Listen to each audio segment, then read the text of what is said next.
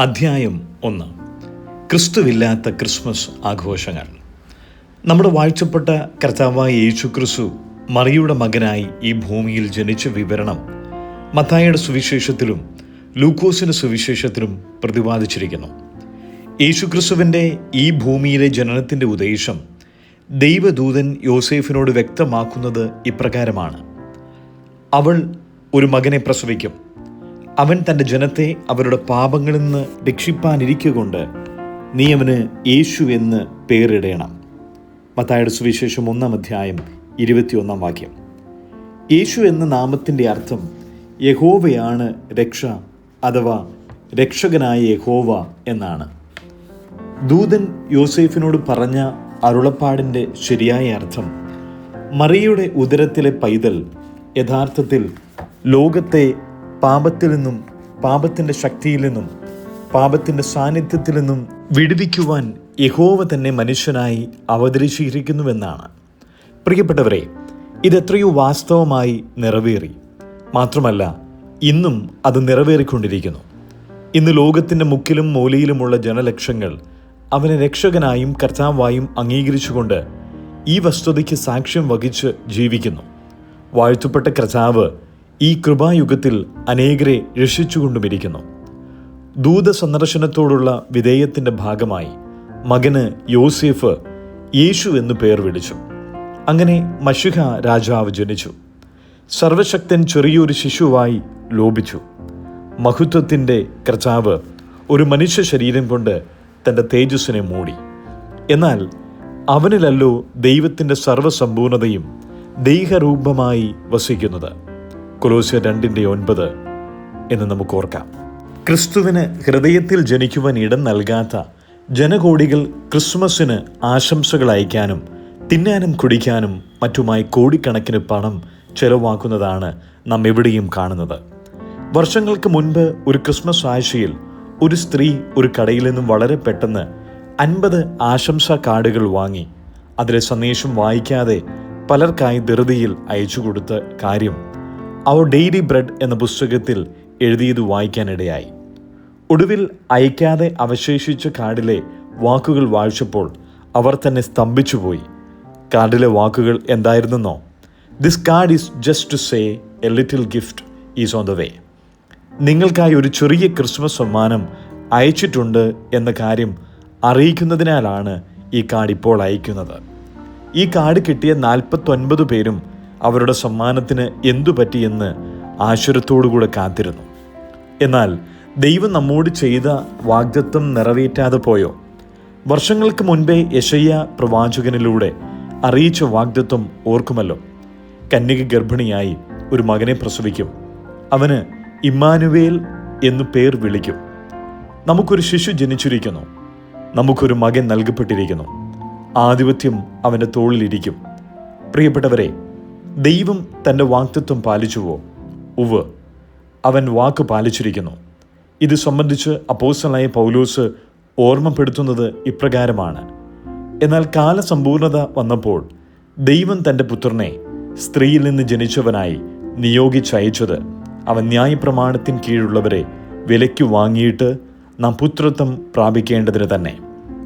ലോകമെമ്പാടുമുള്ള ക്രിസ്ത്യാനികൾ എന്നഭിമാനിക്കുന്നവർ ക്രിസ്മസ് ആഘോഷിക്കാനായി കാത്തിരിക്കുമ്പോൾ ദൈവം തൻ്റെ വാഗ്ദത്തം നിറവേറ്റിയിട്ടുണ്ട് എന്ന കാര്യം മറക്കരുത്.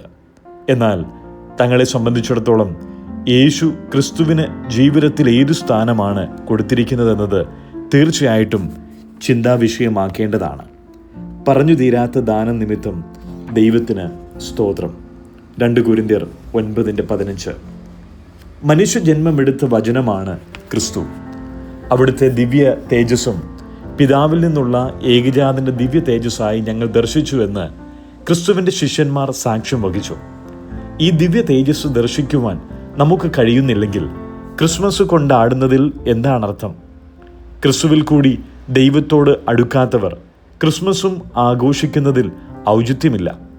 നമ്മുടെ ജീവിതാനുഭവങ്ങളിൽ കൂടി ദൈവം എന്നോട് കൂടിയുണ്ട് എന്ന് പറയുവാൻ കഴിയുമോ? ദൈവത്തെപ്പറ്റി കേട്ടിട്ടുണ്ട്, വായിച്ചിട്ടുണ്ട്, പഠിച്ചിട്ടുണ്ട് എന്നെല്ലാം നമുക്ക് പറയാൻ കഴിഞ്ഞേക്കാം. പക്ഷേ ദൈവം എൻ്റെ ജീവിതത്തിലുണ്ട് എന്ന് നമുക്ക് പറയുവാൻ കഴിയാത്തിടത്തോളം കാലം ക്രിസ്മസിൻ്റെ അനുഭവത്തിൽ നിന്നും അകന്നാണ് നാം നിൽക്കുന്നത്. വർഷങ്ങൾക്ക് മുമ്പ് മലയാള മനോരമയിലെ ചിന്താ വിഷയത്തിൽ പ്രസിദ്ധീകരിച്ചിരിക്കുന്ന ഒരു സംഭവ കഥ ഇപ്രകാരമായിരുന്നു. മോടിയായി വസ്ത്രധാരണം ചെയ്ത 2 വനിതകൾ ഒരു 5 നക്ഷത്ര ഹോട്ടലിലെ റെസ്റ്റോറൻറ്റിലെത്തി. വിഭവസമൃദ്ധമായ വിരുന്നിന് ഓർഡർ നൽകി. ഭോജ്യങ്ങൾ ഓരോന്നോരോന്നായി മേശയിലെത്തിക്കൊണ്ടിരുന്നപ്പോൾ അവർക്ക് അടുപ്പമുള്ളൊരു സുഹൃത്ത് അവിടേക്ക് കടന്നു വന്നു. ആഹ്ലാദപൂർവ്വം ഭക്ഷണം കഴിച്ചുകൊണ്ടിരുന്ന സുഹൃത്തുക്കളെ സമീപിച്ച് അയാൾ ചോദിച്ചു, എന്താണ്, പ്രത്യേക കാരണങ്ങൾ വല്ലതുമുണ്ടോ നിങ്ങൾ ഇവിടെ വരാൻ? ഒരുവൾ മറുപടി പറഞ്ഞു, ഉണ്ട്, ഇന്ന് എൻ്റെ മകൻ്റെ ജന്മദിനമാണ്. അവന് 2 വയസ്സ് തികഞ്ഞു. ആശ്ചര്യഭാവത്തോടെ സുഹൃത്ത് ചോദിച്ചു, പക്ഷേ മകൻ എവിടെ? അമ്മയുടെ മറുപടി, ഓ, അവനെ ഞാൻ എൻ്റെ അമ്മയുടെ അടുക്കൽ ഏൽപ്പിച്ചിട്ട് പോന്നു. അവൻ മഹാകുസൃതിയാണ്. ഞങ്ങളുടെ പാർട്ടി കഴിഞ്ഞ് ചെല്ലുന്നവരെ നോക്കാമെന്നേറ്റിട്ടുണ്ട്. അവൻ ഇവിടെ വന്നിരുന്നെങ്കിൽ നേരെ ചൊവ്വെ ഭക്ഷണം കഴിക്കാൻ സാധിക്കുമായിരുന്നില്ല. ഇത് വായിക്കുമ്പോൾ നമ്മുടെ പ്രതികരണം എന്തായിരിക്കും? മകൻ്റെ ജന്മദിനം ആഘോഷിക്കുമ്പോൾ മകനില്ലാതെ വരുന്ന അമ്മ. എത്ര ലജ്ജാകരമായ അവസ്ഥ! ആ മാതാവിനെപ്പറ്റി എന്തു തോന്നും? ഉള്ളിൽ പുച്ഛവും അമർഷവും. മാതൃത്വത്തിന് തന്നെ ആ സ്ത്രീ അപമാനമാണ് എന്ന് നാം വിധി എഴുതും. മകനെ കൂടാതെയുള്ള ജന്മദിനാഘോഷം. പ്രിയപ്പെട്ടവരെ, ഇന്ന് സംഭവിച്ചിരിക്കുന്നതും ഇതുതന്നെയല്ലയോ? മനുഷ്യപുത്രനായി അവതരിച്ച ക്രിസ്തുവിൻ്റെ ജന്മദിനം എത്രയും ആർഭാടമായി ആചരിക്കുന്നു. പക്ഷേ ക്രിസ്തുവിന് ആഘോഷത്തിൽ പങ്കുണ്ടോ? പാശ്ചാത്യ രാജ്യങ്ങളിൽ ക്രിസ്മസിന് കാർഡുകൾക്കും പാർട്ടികൾക്കുമായി എത്രയോ രൂപ പൊടിപൊടിക്കുന്നു. മദ്യത്തിൻ്റെ ഒഴുക്കിനെപ്പറ്റി പറയേണ്ടതുമില്ല.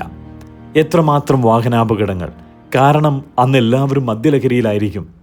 ഈ ആഘോഷങ്ങളിൽ ക്രിസ്തുവിന് എന്തു സ്ഥാനം? അവൻ കൂടെയുണ്ടെങ്കിൽ നേരെ ചൊവ്വേ ഇതൊന്നും ആസ്വദിക്കാൻ സമ്മതിക്കുകയുമില്ല. യേശുക്രിസ്തുവിൻ്റെ സാന്നിധ്യം ഞങ്ങളുടെ അഴിഞ്ഞാട്ടത്തിന് വിഘാതമായിരിക്കുമെന്നുള്ളതുകൊണ്ട് അവിടുത്തെ പേരിൽ, അവിടുത്തെ കൂടാതെ ആഘോഷങ്ങൾ പൊടിപൊടിക്കുകയാണ്.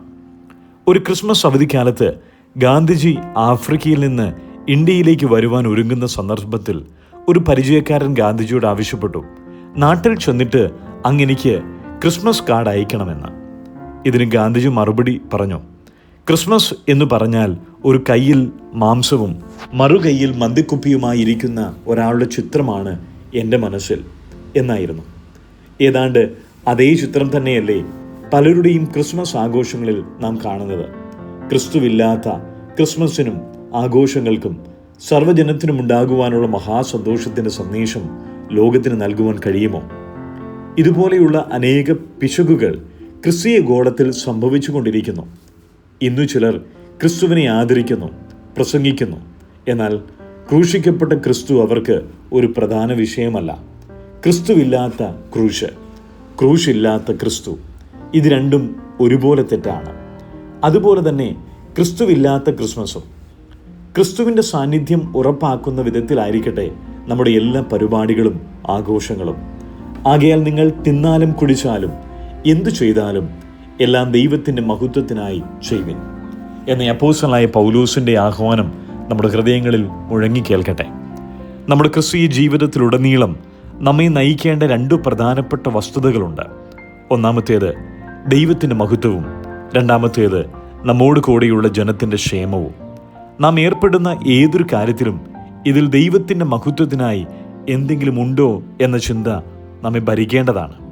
അതിൽ പങ്കെടുക്കുന്നതിൽ മുമ്പും നമ്മുടെ തലകളെ വണങ്ങി നമ്മൾ ചെയ്യുവാൻ പോകുന്ന ആ കാര്യം നിമിത്തം ദൈവനാമം മഹത്വപ്പെടുമോ എന്ന് കർത്താവിനോട് ചോദിക്കുവാൻ നമുക്ക് കഴിയുമോ?